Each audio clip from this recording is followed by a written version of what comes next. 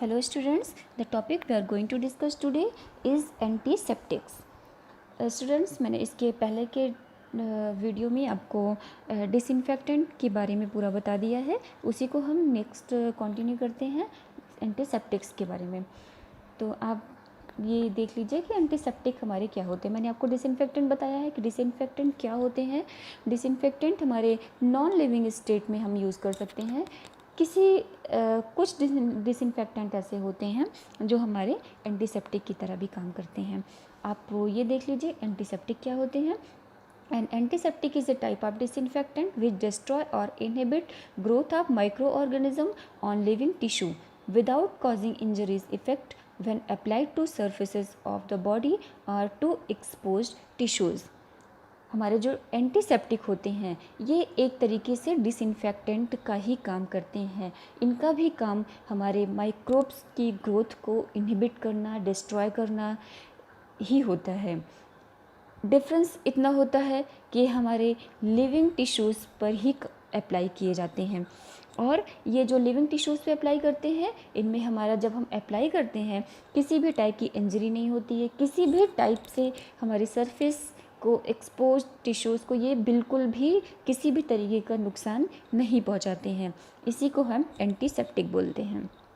इसका एग्जाम्पल है Dettol is the most commonly used antiseptic. It is a mixture of chloroxylenol and terpineol. Iodoform is also use to as antiseptic for wounds. जो हमारा इसका जो most important example है वो Dettol है। Dettol तो हम सभी लोग यूज़ करते हैं, ये कॉमनली सबके घरों में यूज़ होता है। तो ये एक तरीके का एंटीसेप्टिक, जैसे कोई घाव हो जाता है तो हम सबसे पहले इसको डेटॉल से ही साफ़ करते हैं। इसमें क्या होता है कि ये मिक्सचर होता है क्लोरोक्सीलिनॉल का और टर्पिनॉल का। इनमें ये दो केमिकल्स हमारे पाए जाते हैं जो हमारी बैक्टीरिया होती है उनकी ग्रोथ को इनहिबिट करने का या उनको डिस्ट्रॉय करने का काम करते हैं। आयोडोफॉर्म को हम जैसे हमें कभी कोई वुंड हो गया, कोई हीलिंग हो गई, मतलब कोई चोट लग गई तो वहाँ पर हम आयोडोफॉर्म का यूज़ करते हैं जो एज ए एंटीसेप्टिक यूज़ किया जाता है। Next, ideal properties of the antiseptics. हमारे जो एंटीसेप्टिक्स होते हैं उनकी हमारी आइडियल प्रॉपर्टीज़ होती हैं जो हमारे एंटीसेप्टिक होते हैं। फर्स्ट है broad spectrum, chemically stable. Broad spectrum मतलब इतना ब्रॉड होना चाहिए कि उनको अप्लाई करने से या उनको यूज़ करने से हमारी बैक्टीरिया किल हो सके, मर सकें या उनकी ग्रोथ हमारी कम हो सके। केमिकली स्टेबल, ये केमिकली स्टेबल होने चाहिए। चीप, बहुत ज़्यादा हमारे एक्सपेंसिव नहीं होने चाहिए। एक्टिव अगेंस्ट ऑल पैथोजेंस, ये सारे हमारे पैथोजेंस के अगेंस्ट काम करने वाला हो। नॉन कोरोसिव, ऐसा ना हो कि यूज़ करने से हमारी सरफेस ख़राब हो जाए, हमारी स्किन ख़राब हो जाए, मुझे कोई एलर्जी कॉज हो जाए, किसी भी तरीके का हमें हार्म इफ़ेक्ट ना दे। Could be added to soaps. इनको हम बहुत सारे सोप हमारे आते हैं जिसमें हमारे एंटीसेप्टिक्स मिले होते हैं। शुड हैव हैड ऑर्डर, इनका अपनी एक अलग की स्मेल होनी चाहिए।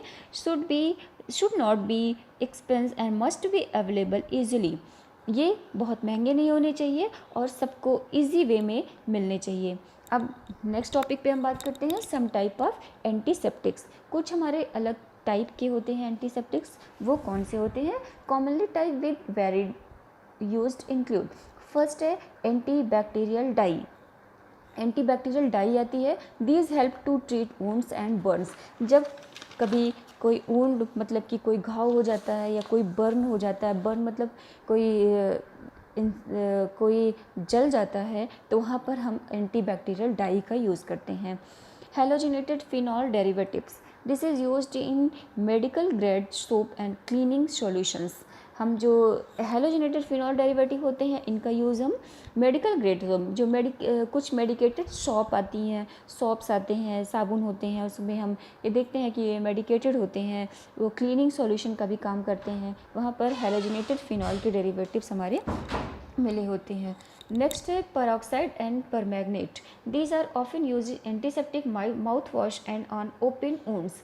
पेरोक्साइड एंड परमैंगनेट हमारे ऐसे सब्सटेंस होते हैं, ऐसे केमिकल्स होते हैं जिनको ऑफन हम यूज़ करते हैं एंड माउथ वॉश। अगर हमारे माउथ में कुछ कभी ऐसा होता है कि बैक्टीरिया हो जाती हैं तो उनमें भी हमारे एज ए एंटीसेप्टिक की तरह ये काम करते हैं।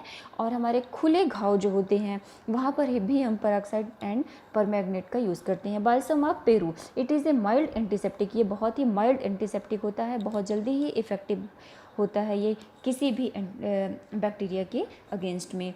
क्लोरोक्सीलिनोल gluconate, it is used as a skin antiseptic and to treat infection of the gums.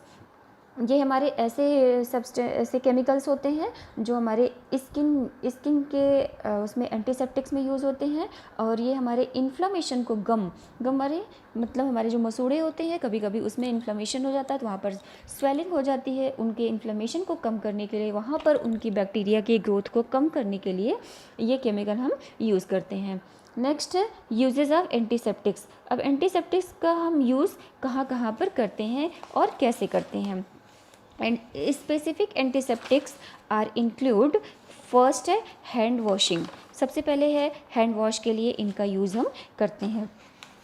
The antiseptics for hand scrubs and rubs in hospitals, इनका यूज़ हम एंटीसेप्टिक्स का हैंड वॉश में भी एंटीसेप्टिक्स का यूज़ करते हैं। डिसइंफेक्टिंग म्यूकस मेम्ब्रेन, एंटीसेप्टिक्स का use हम म्यूकस मेम्ब्रेन, एप्राइड, यूरेथ्रा, ब्लैडर और वेजाइना, इन सब में भी हमारे ब्लैडर हमारा कहाँ होता है, किडनी में होता है, जहाँ से हमारे ये रिसीव करता है यूरिन को। तो यूरिन रिसीव करने की वजह से यूरिन में भी हमारे बहुत सारे बैक्टीरिया होते हैं जिसकी वजह से यहाँ पर इनके चांसेस बैक्टीरिया की ग्रोथ होने के चांसेस ब्लैडर में बहुत ज़्यादा होते हैं, क्योंकि ब्लैडर में कुछ टाइम तक हमारी यूरिन रुकती है। इसी वजह से इनके लिए ऐसे टाइप्स के इन्फेक्शन को रोकने के लिए हम डिसइंफेक्टेंट का यूज़ करते हैं। वेजाइना में भी बहुत जल्दी हमारे माइक्रोब्स आते हैं, इसलिए वहाँ पर भी इनको हम यूज़ किया जाता है। To clean after and before inserting the catheter, जो हम कैथेटर का यूज़ करते हैं उनका हम इंसर्ट के पहले और बाद में दोनों टाइम में क्लीन करने का काम हमारा एंटीसेप्टिक्स का होता है। नेक्स्ट है cleaning skin before an operation, कोई भी माइनर सर्जरी हो या मेजर सर्जरी हो, वहाँ पर हम किसी भी टाइप की सर्जरी करने से पहले हम एंटीसेप्टिक्स का यूज़ करते हैं उस एरिया को साफ़ करने के लिए। Antiseptics are applied to the skin before any kind of surgery to protect against any harmful microorganism that might to be on skin।